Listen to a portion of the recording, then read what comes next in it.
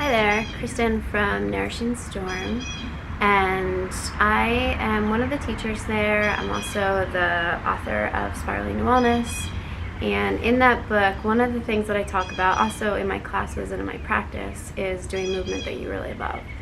So running is one of those things I love to do, especially when the weather gets nice. Today happens to be a day where it rained all night and now it's really calm, so it feels really good to run.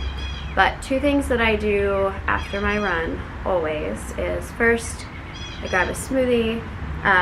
So any really healthy blend of carbohydrates and protein is really great within a 30-minute window of your workout. And I happen to be drinking one of my favorites. I mean, you can use any liquid, but I just did coconut water with cherries, banana, and sweet whey protein.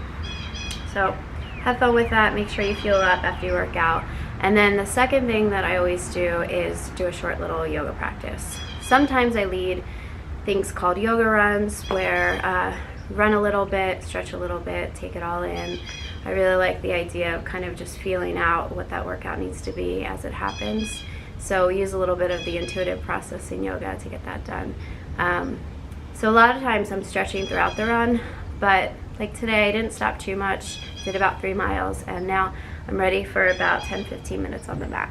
So if you get done your yoga and you're looking for just a really short yoga practice, come with me. You don't really need anything other than a space to practice. You could use a yoga mat, which is nice, but just make sure you have a little bit of room to stretch out. We're going to start in Tadasana. So standing really tall, lifting through your heart, dropping your shoulders down. Take a moment to close your eyes and just connect in with your breath.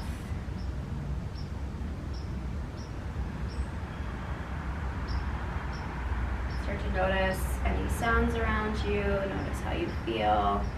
Just really take a moment to breathe it all in. And then from here, moving into half sun salutes. We're going to do 3 total.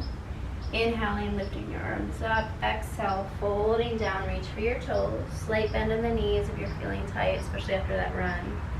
Inhale, hands to shins, lifting, looking halfway. Exhale, folding. From here, arms rise all the way up overhead and hands draw right to heart center. Let's do that again. Inhale, arms lift, should feel really good. Reach for the sky. Exhale, folding down. Inhale, rise halfway. Exhale, fold. Inhale, arms back up overhead, palms to heart. Last time on your own or with me, every other. We inhale to rise. Exhale to fold. Inhale to lift. Exhale to fold. Now this time, stay down. We're just going to step our right leg back as far as you can and then drop your back knee. You can keep your hands down for support, or bring your hands to your hips. On the inhale, we're going to lean our hips forward, perhaps arms rise up. Good. And then exhale, palms can go back to the mat as you straighten the front leg and start to fold forward. So we'll do that a few more rounds. Inhaling up, exhaling back. And then on this last time coming back, you can really plant those palms, sink in. Maybe walk those arms to the side, start to fold just a little bit deeper. Good, and then start to come on up. We'll lift onto the back foot so that knees come off the ground. Place your right palm down, left palm rises on up. Taking an inhale here. Modification would just be to drop that back knee. Good. And then inhale, come on up. And here, we're going to bring that back heel down and come into Warrior 2. So just a moment to really find foundation, open through the hips and heart. Gaze is right over the front fingertips. Taking an inhale, Radiant Warrior, lifting that left palm up. And as you exhale, straighten that front leg, hinge forward. Hand rests somewhere along the thigh, the shin, or somewhere along the mat. And then lift through that top arm. So Trikonasana, we're really leaning back. And then from here, we're just going to bring our hands to our hips, take our toes, go into a wide-legged fold. Inhaling, lifting through the heart, exhaling, starting to fold down. Now hands can rest anywhere along the way. You can walk them underneath you, perhaps to your ankles, and you can even interlace the fingers behind the back. Start to draw the fingers back towards the mat. Staying here for a breath or two. And then we'll bring our hands to our hips, and we're going to do the other side. So all we're going to do is turn the opposite toes, bring the palms down, drop the back knee. Same thing here. You can rock forward and back just like that if you want that support. You're feeling a little bit more balanced and stable. Hands to hips, inhaling and exhaling. So let's do 3 rounds. We inhale on the way up, and we exhale on the way down.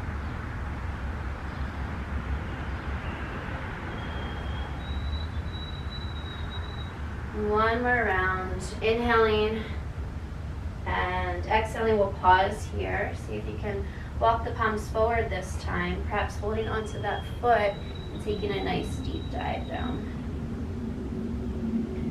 From here, we walk the palms forward, lift the back knee off the ground. Left palm stays down, right palm lifts to the sky. Taking a moment here to really ring out. And then as you're ready to come up, bring your back heel down first. And then take those arms and open wide, warrior 2. Drawing that front knee forward, back legs nice and straight. Gazing forward. Radiant warrior, keep that front knee bent to start. Reach on back. And then exhaling, we'll start to reach on forward, stacking shoulders. And again, if you need to bring the hand up, even hand to hip could work here.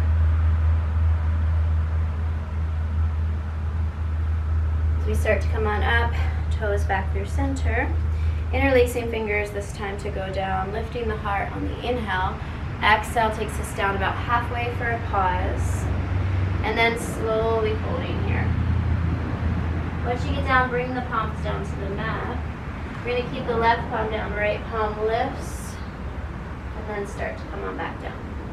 We'll do the other side, inhaling, lifting. And back down one more time,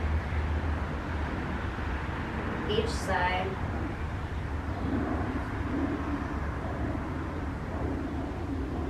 Okay.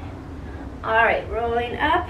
We're gonna bring our feet together, stand nice and tall, just a little balance. Balance helps obviously keep you balanced, but strengthens the ankle, engages the core and the legs. So we're going to start by shifting onto a right foot, kickstand your left, and this is tree. And you could slowly start to see what it's like to stand on one leg by lifting the leg anywhere along the way, just not the kneecap. Hands can stay on the hips, or you can bring your palms right to the heart. And from here, if you're feeling really steady, helps to have a gaze at your stee right in front of you. You're welcome to lift the arms up, really reach for the sky. Taking it all in. Let's do one more inhale. And then as you come down, we'll draw that knee into the chest, hugging the knee. Good. And then grabbing the back ankle, dropping the knee down. One of my favorite poses after a run, dancer. So I'm holding onto the back ankle, and then as I'm doing that, I'm resisting foot against palm, palm against foot. And that's what draws my chest forward. And then staying in that midline center, finding that gaze. You can explore going a little bit more forward, a little bit back. Again, it should feel pretty good here. And we're going to release down for a standing split. So letting go of that back leg, taking a moment here. Through warrior 3, Degasana, palms down into standing split. So standing split, palms can be anywhere along the way that's supportive, but you want to bring them as close as you can as you ease your way into your standing leg. And add a little bit more balance by holding on to that back calf, perhaps 1 or 2, lifting the leg, but really dropping that head down.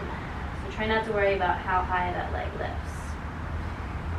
Take one more inhale, we release into forward fold, shaking it out, and then we'll roll up one vertebrae at a time. Okay, same thing other side. Shifting into tree, standing tall, finding that gaze, focus. Again, toes can stay down or lifted anywhere along the way. And you may find that one side's a little bit more balanced than the other, and that's okay. That's why we practice. We work on really evening things out, left to right. Perhaps you stay a little longer on one side. From here, welcome to lift the arms. You can test that strength out as though it's a windy day and you're really just holding strong within your roots. From tree, we draw that knee in, hug that knee, and then slowly start to extend the leg back. Come into dancer, knee lifts, grabbing the ankle, lifting the arm, staying right here, nice and steady, four corners of the feet, drawing, rooting to earth, and then extending out through your heart, reaching forward. This one's really good for not only that ankle, that steady leg, but also your quadriceps here, glutes, everything engaged. Good. Knee lifts. So we already did our warrior three transition, so we're just going to go right into standing split this time. So bring your palms down, back leg lifts. And don't worry about how high that leg is. Just engage the core here, drop the forehead down, perhaps one hand to the calf, maybe two. And then releasing down for a forward fold.